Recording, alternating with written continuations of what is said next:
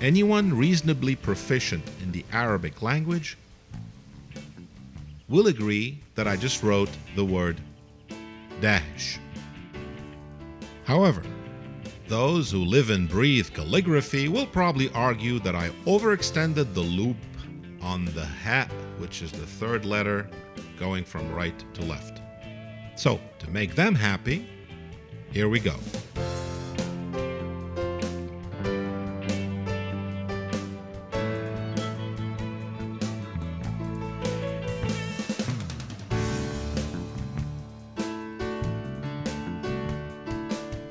We each have our own interpretation of established calligraphy styles. And I would even venture and say that inferring meaning from someone else's handwriting is an art form as much as it is a skill of pattern recognition. The reason I'm bringing this up is because many among you are nowhere near being able to read Arabic on the fly. And because so far I've taught you my way of writing, and in the interest of providing you with a more universal foundation, now that we have hopefully demystified the prospect of learning this beautiful language, I think we're ready to come face to face with some printed Arabic and adapt our handwriting style, actually my own, to it. So we've seen how the word Dahesh looks out of the laser printer. Now, let's look at Bihaq Allah or Bihaqillah. So this is right out of the laser printer. We've got the B, Haq. Notice the two dots, or diamonds, rather.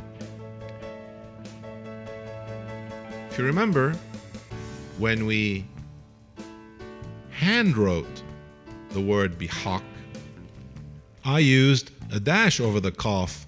This is the ha. Anyway, I used a dash over the qaf, and that's okay. The majority, however, of the calligraphists use diamonds. Now, no pencil or ballpoint pen, blue ballpoint pen, could ever replace the brushes or reeds used in Arabic calligraphy. And I've seen examples of hand calligraphy using dashes and circumflexes in lieu of dots and diamonds. Plus, God knows we're not all calligraphists. Also, in the printed version, I don't have the diacritic, so I'm going to add it by hand. And that diacritic, or the two diacritics, are optional. So, Bihaq Allah or Bihaqillah. This is the printed version right out of the laser printer. So let's look at other formulas we've seen. This is Bihaq Allah wa Nabi al-Habib.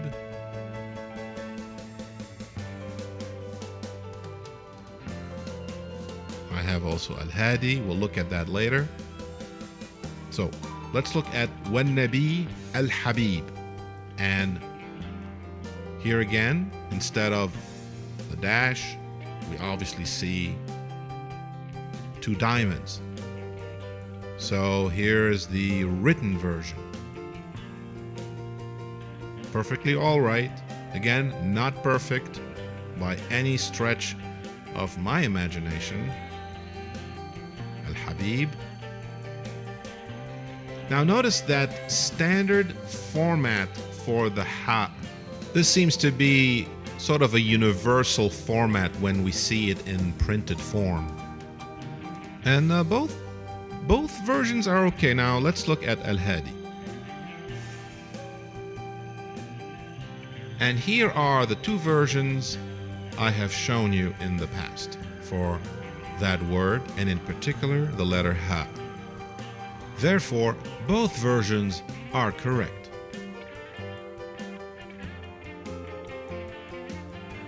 Next, let's look at والشخصيات. Wa, L, the letter sheen. Now here I'm adding one more tooth than the letter kha, then the letter sad with a little tooth or indentation, the ya, the alif, and the ta. After I fleshed out the framework, I add the dots where appropriate. That's the proper way of writing. Because the calligraphy experts would tell you that you should first draw or write the basic structure of the word before placing the dots and the diacritics where appropriate. Or whatever works for you, as long as it's legible. Okay, this is the letter Sheen, the printed version. Notice that we have 1, 2 indentations and the pot at the end. So 1, 2, and 1, 2, and there's a gap. Okay. Are you as excited as I am? Okay, look, this episode is the best cure for insomnia. And as a matter of fact, if we keep this up, the FDA is going to have to regulate us. So enjoy it while it lasts. Okay, let's go down memory lane. The letter Sheen, as we've seen it before. As a matter of fact, this is closer to the version I have in my dictionary.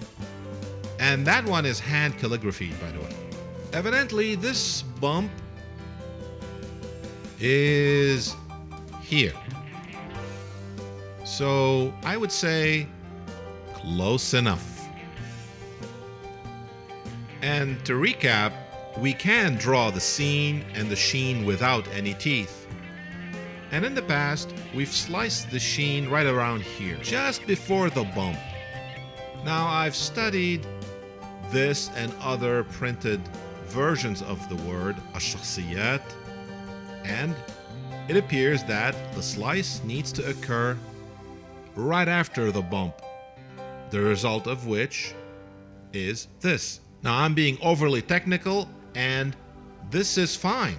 And you can even do without the teeth. So just draw a straight line. And remember, sometimes they are longer, shorter. And in fact, the best way to solve the problem is not to put any teeth or indentations at all. Just straight or slightly concave, long, short, whatever you want. It doesn't really matter in the end. But since we are discussing this issue of the indentations, and before you doze off completely, let's review how this new revelation about slicing right after the bump or the hook, I don't know what else to call it. Let's see how that affects writing those letters, the sheen, the scene, and the sod. So this would be the sheen by itself. So the first two bumps are close, and then little space, then the appendage. And the sod, you know, the little octopus head, we would draw it, and we would add a little appendage, and then we have the scene. Now, to avoid all confusion, don't use any teeth at all. Just draw it like that. Sheen, scene, sod. It is important to learn how to write according to the classical rules. We will review some of these issues one by one. And in the meantime, this is the printed version of الشخصيات. And written,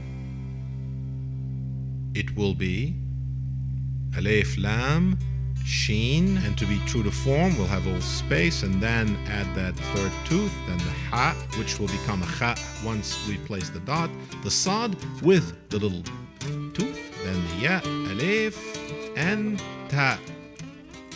Okay, here's a circumflex instead of 3 dots. That's okay. The kha, here's another version.